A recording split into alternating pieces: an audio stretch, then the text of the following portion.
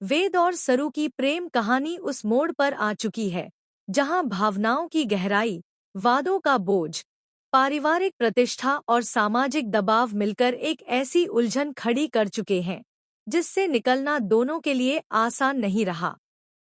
इस पूरी कहानी में केवल दो दिलों की नहीं, बल्कि कई रिश्तों, भावनाओं और इज्जत की लड़ाई लड़ी जा रही है।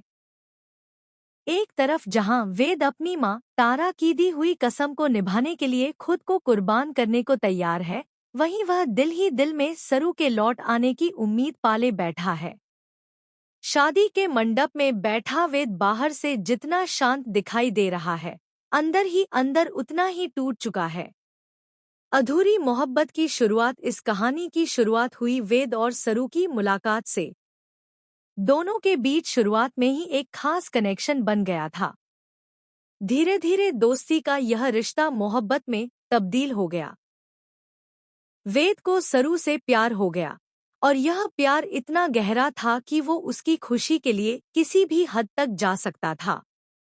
दूसरी ओर सरू भी वेद के प्रति आकर्षित होने लगी थी।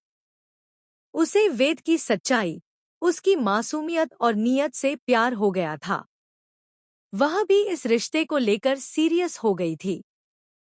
लेकिन जैसा कि हर प्रेम कहानी में कोई न कोई बाधा जरूर आती है, वैसे ही इस कहानी में भी कुछ ऐसा हुआ जिसने दोनों को एक दूसरे से दूर कर दिया।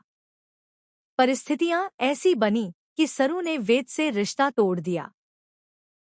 इस टूटे रिश्ते के पीछे कई मजबूरियां और अनकही सच्चाइयां छुपी थी, जो धीरे धीरे सामने आने लगी। तारा की मजबूरी और ब्लैकमेलिंग का खेल कहानी का एक बड़ा मोड़ तब आया जब वेद की मां तारा को ब्लैकमेल किया जाने लगा। इस पूरे षड्यंत्र के पीछे थी उर्मिला, कामिनी और अनिका, तीनों मिलकर तारा को मानसिक रूप से प्रताड़ित कर रही थी। उनके पास रचना का एक आपत्तिजनक वीडियो था जिससे वेद की बहन की इज्जत खतरे में पड़ सकती थी। वे इस वीडियो को वायरल करने की धमकी देकर तारा को मजबूर कर रही थी कि वह अनिका की शादी वेद से करवाएं। तारा, जो एक मां ही नहीं बल्कि एक बहन भी है, अपनी बेटी रचना की इज्जत को समाज में उछलते हुए नहीं देख सकती थी। इसलिए उसने अनिका की इस शर्त को मजबूरी में स्वीकार कर लिया। उसने अपने बेटे वेद को कसम दी कि वह अनिका से शादी करेगा, चाहे उसके दिल में कोई और क्यों न हो। एक मां की इस मजबूरी ने वेद की जिंदगी को एक ऐसे मोड़ पर ला खड़ा किया जहां न तो वह मना कर सकता था और न ही अपना दर्द किसी से बांट सकता था। वेद की भावनाएं और टूटा दिल। वेद को जब अपनी मां की मजबूरी का पता चला तो उसने दिल पर पत्थर रखकर मां की बात मानने का फैसला किया। हालांकि वह जानता था कि अनिका वह लड़की नहीं है जिससे वह अपनी पूरी जिंदगी बांटना चाहता है, फिर भी उसने खुद को शादी के लिए तैयार कर लिया। अंदर ही अंदर वह टूट चुका था, क्योंकि उसकी आत्मा, उसका मन, उसकी पूरी दुनिया तो सरू में ही बसी थी। वेद ने यह भी समझा कि अगर उसने शादी से इनकार किया तो उसकी मां की मर्जी के खिलाफ जाएगा और उसकी बहन की इज्जत भी खतरे में पड़ जाएगी। इसलिए वह अपनी सारी भावनाओं को दबाकर शादी के मंडप पर बैठ गया, एक ऐसा मंडप जहां वह केवल शरीर से उपस्थित था, लेकिन उसकी आत्मा कहीं और भटक रही थी। सरू की प्रतिक्रिया और उलझने। वहीं दूसरी ओर, जब सरू को यह पता चला कि वेद अब अनिका से शादी करने जा रहा है, तो उसका दिल भी टूट गया। वह वेद से अब भी प्यार करती थी, लेकिन उसने खुद को उससे दूर कर लिया था, यह सोचकर कि शायद वह उसकी जिंदगी में जगह नहीं बना पाएगी। लेकिन जब उसे तारा की मजबूरी का पता चला, तब उसे यह एहसास हुआ कि वेद भी उसी तरह मजबूर है जैसे वह खुद। सरू को अब यह समझ आ गया था कि अगर वह अब भी चुप रही तो वेद की जिंदगी तबाह हो जाएगी। उसे यह भी एहसास हुआ कि वेद का साथ देना सिर्फ उसकी मोहब्बत नहीं, बल्कि उसका फर्ज भी है। यही सोचकर उसने एक बड़ा फैसला लिया, शादी के मंडप में दुल्हन बनकर वेद के पास लौटने का। अनिका की साजिश और तारा की मजबूरी। अनिका, जो वेद से शादी करने का सपना देख रही थी, उसके पीछे उसकी सच्ची भावना नहीं, बल्कि एक गहरी साजिश छुपी हुई थी।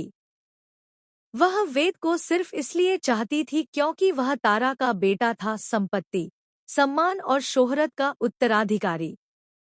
अनिका और उसकी नानी दोनों मिलकर इस शादी को एक सौदे की तरह देख रही थी। तारा, जो जानती थी कि अनिका एक स्वार्थी लड़की है, फिर भी मजबूरीवश उसे बहू बनाने के लिए तैयार हो गई थी।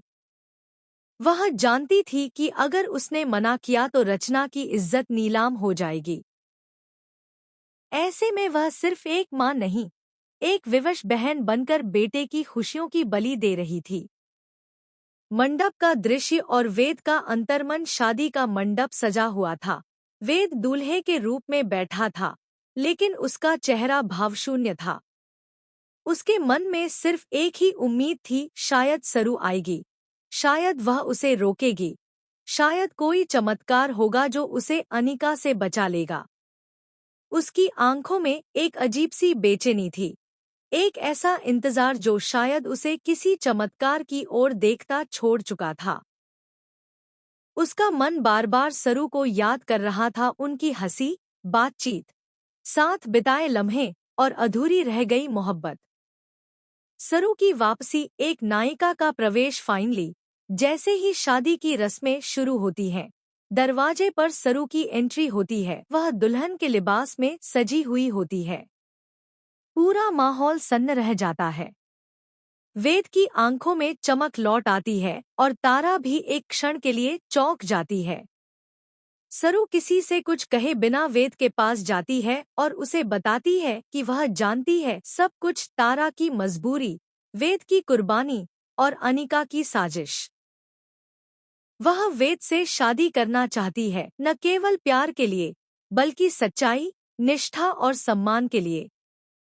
यह दृश्य ऐसा होता है मानो किसी फिल्म का क्लाइमैक्स हो।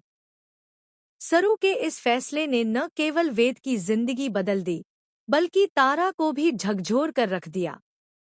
तारा का रिएक्शन और नई शुरुआत। अब सवाल यह था, क्या तारा सरू को अपनी बहू के रूप में स्वीकार करेगी?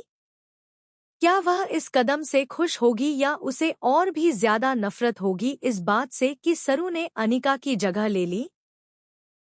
शुरुआत में तारा थोड़ी नाराज होती है, लेकिन जब वह सरू की सच्चाई और उसकी नीयत को देखती है, तो उसका दिल पिघल जाता है। वह समझ जाती है कि अगर वेद की खुशियां किसी के साथ हैं, तो वह सरू है, न कि अनिका। तारा अंततः सरू को स्वीकार कर लेती है और उसे बहू के रूप में गले लगाती है। यह सीन इतना भावुक होता है कि दर्शकों की आंखें भी नम हो जाती हैं। अंत और नई उम्मीद। इस पूरी कहानी ने एक गहरा संदेश दिया है, सच्चा प्यार समय, मजबूरियों और साजिशों की कसौटी पर खरा उतरता है। वेद और सरू की मोहब्बत ने सब कुछ सहा, सब कुछ खोया, लेकिन आखिर में वह एक नई शुरुआत करने में कामयाब रहे। अनिका और उसकी साजिशें नाकाम हो जाती हैं। तारा को एक बहू मिलती है जो उनके बेटे से सच्चा प्यार करती है और उनका परिवार भी सुरक्षित हो जाता है। कहानी का अंत भले ही सुखद है, लेकिन यह उन सारे दर्द और बलिदानों का परिणाम है जो हर किरदार ने झेले हैं। आपका क्या मानना है? क्या वेद और सरू का यह मिलन सही था? क्या तारा का फैसला सही दिशा में था? क्या आप भी सरू को बहू के रूप में देखना चाहते थे? अपने विचार हमें कमेंट्स में